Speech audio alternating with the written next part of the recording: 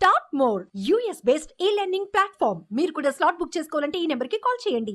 సుమన్ టీవీలో మీ personal and business promotions కోసం కింది నెంబర్ కి కాంటాక్ట్ చేయండి. నమస్కారం అర్చన గారు. నమస్తే సిరి. సో ప్రతి ఒక్క కొన్ని అకేషన్స్ ఉన్నప్పుడు ఆ డేకి చాలా పవర్ఫుల్ ఉంటుంది అని చెప్తూ ఉంటారు. అదేవిధంగా మనకి మార్చ్ 8న మహాశివరాత్రి ఉంది. అండ్ ఆ రోజు మనము మెడిటేషన్ చేసిన శివనామం స్మరణ చదివిన చాలా మహిమ అండ్ చాలా పుణ్యం వస్తుంది అని చెప్తూ ఉంటారు. ఆ రోజు ఎస్పెషల్గా మనము ఎలాంటి అఫర్మేషన్స్ యూజ్ చేస్తే వెల్త్ పరంగా హెల్త్ పరంగా బాగుంటుంది అంటారు? నిజంగా చాలా ఇష్టమైన రోజు అని మనం చెప్పుకుంటాం శివరాత్రి. అంటే శివరాత్రి అంటే యూజువల్లీ మనం చెప్పుకోవాల్సింది ఏంటి అంటే నిజంగా శివతత్వం అనేది ఇటు స్త్రీలలో ఉంటుంది, పురుషులలో ఉంటుందండి. Everything is energy. సో మనము ఆ రోజు అంటే లేడీస్ అయితే గనక మన స్త్రీతత్వాన్ని పూర్తిగా మనల్ని మనం ఏంటి అంటే యాక్సెప్ట్ చేయాలి. చాలా వరకు లేడీస్ ఎందుకు ఆడవాళ్ళమై పుట్టాము ఆ విధంగా అనుకుంటూ ఉంటారు కదా.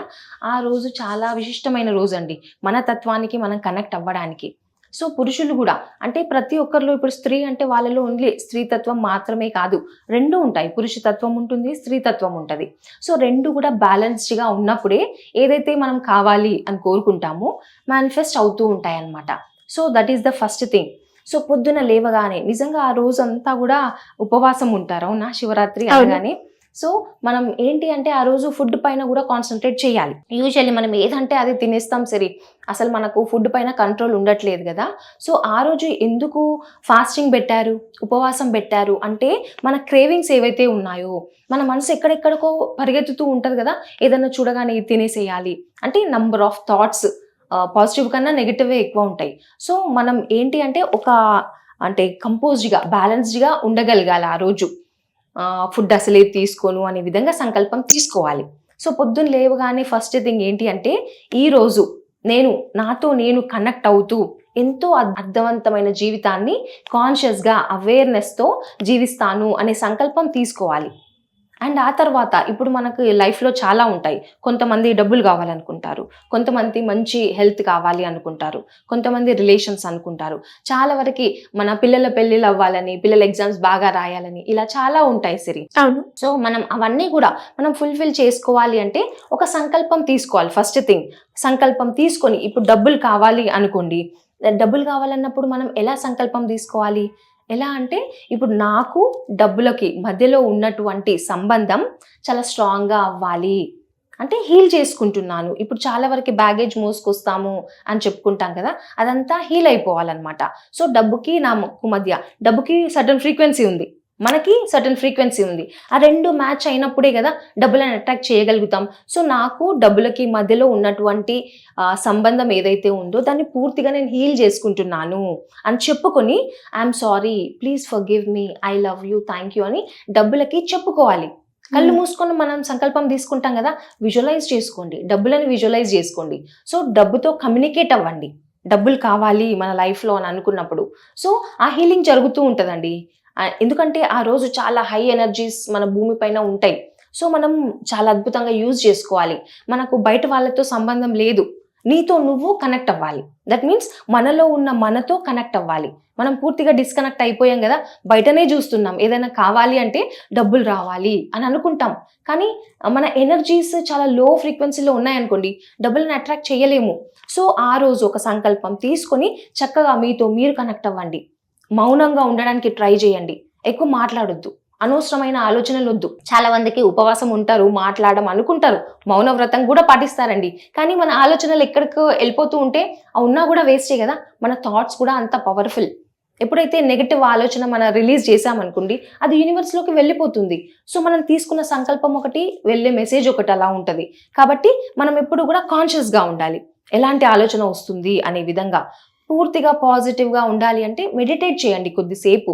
ఎప్పుడైతే మనం మెడిటేషన్ చేస్తామో ఆ రోజు హై ఎనర్జీస్ ఉంటాయి కాబట్టి ఎవరిలో అయితే అనవసరమైన భయాలు ఉంటాయండి, నెగిటివ్ థాట్స్ ఉంటాయి, నెగిటివ్ ఎమోషన్స్ ఉంటాయి, అవన్నీ కూడా సబ్సైడ్ అయిపోతాయి అన్నమాట.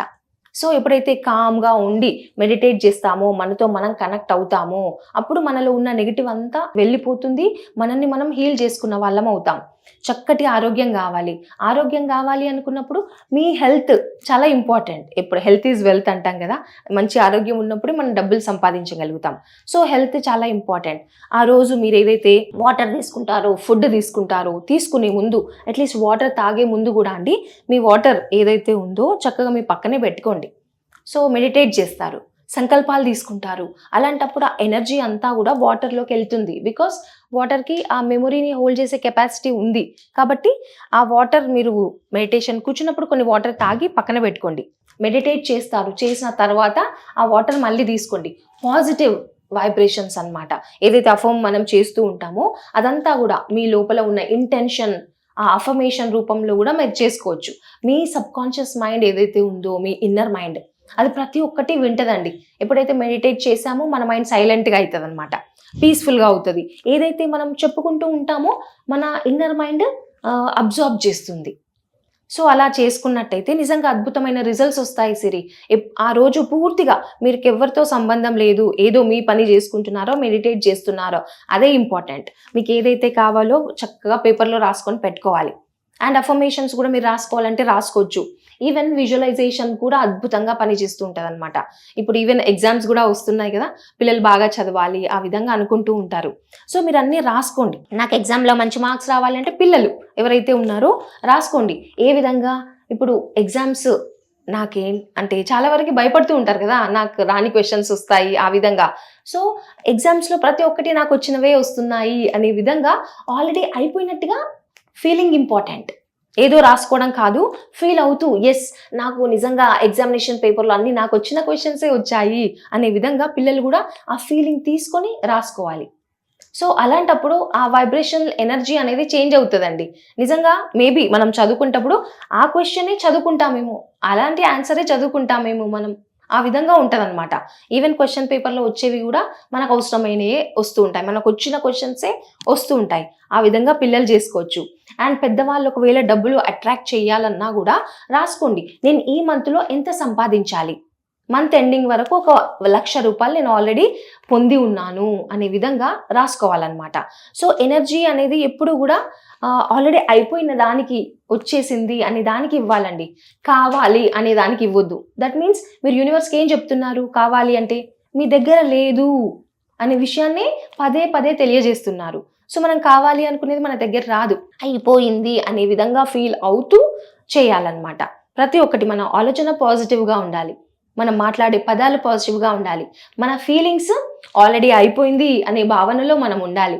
అలాంటప్పుడే మన యాక్షన్స్ కూడా ఆ విధంగానే వస్తూ ఉంటాయన్నమాట. సో ఖచ్చితంగా దీనిపైన మనం ఫోకస్ చేయాలి. అండ్ ఆ రోజు ఒకవేళ డబ్బులు అట్రాక్ట్ చేయాలి అంటే సింపుల్గా సిరి ఒక కుబేర ముద్ర అనేది మనకు ఉంటుంది కదా, సో ఇలా ఇది క్లోజ్ చేయాలి. అండ్ ఈ 3 ఫింగర్స్ ఉంటాయి కదా, ఇలా ఈ ముద్ర పెట్టుకొని నార్త్ సైడ్ ఫేసింగ్ చేసి కూర్చోవాలి. కూర్చొని నాకు డబ్బులకు మధ్యలో ఉన్నటువంటి సంబంధం ఏదైతే ఉందో అదంతా హీల్ చేయబడుతుంది. I'm sorry, please forgive me, I love you, thank you.